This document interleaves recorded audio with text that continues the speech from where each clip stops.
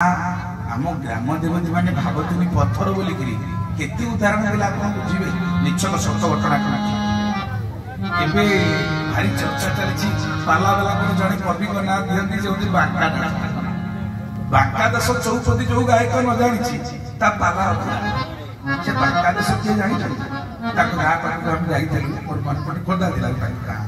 से रोसे कर पाला वाला लड़ी पाला चली ताको गाँ के दिन मुंडे दास गोटे बड़ पाला वाला किए आईते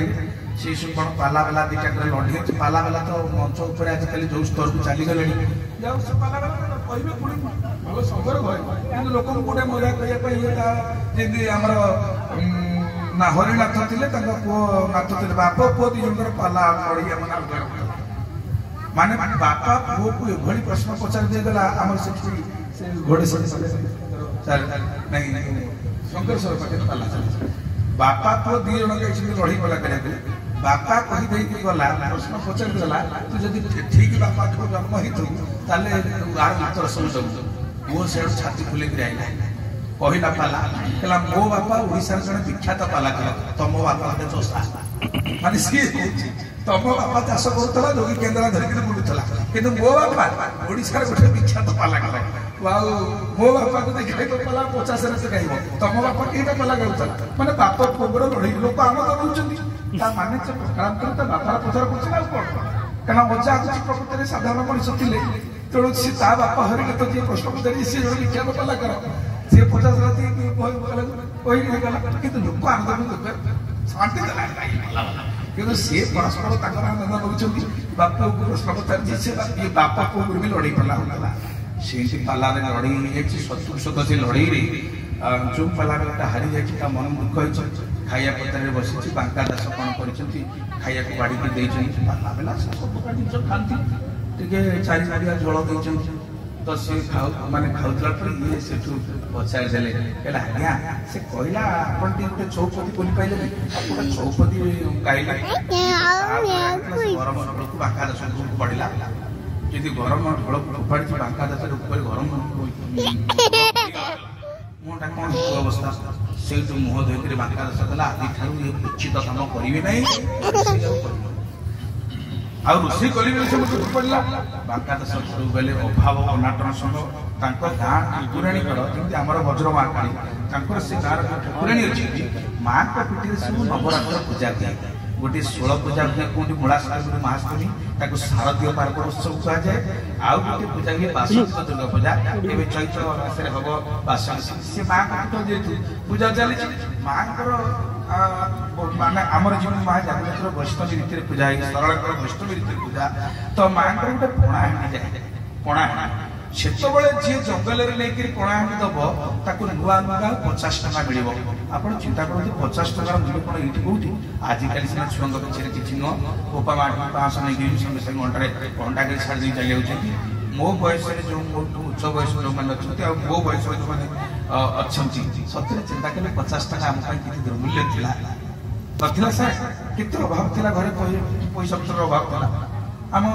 सारे मान जी दरम पढ़े 2 टका 2.5 टका 5 टका दरम पड़े आम जो सारे मैंने पाठ पढ़ुली पैसा कहले मु निज कथा निजे कहूँ 500 टका मुझे यूनिवर्सिटी पानी बाहर रहा बेले घर नौथी ता भितर मोर होकर पुणी पड़ूला टंका 500 पानी बाहर खाई पी पड़ूला आईसीएम कॉलेज में पढ़ला बेले 300 टका 150 टका मेस खर्च जाए आना मिल गोटे 2.5 टका से आम मसे मसे सब मैनेजर हो खर्च जाए मैंने घर जब 500 टका गला 200 टका ट्यूशन फिजिक्स केमिस्ट्री मैथमेटिक्स 100 टका सारे मैंने नौ आउ 200 टका 50 टका पड़ा कौन कर आप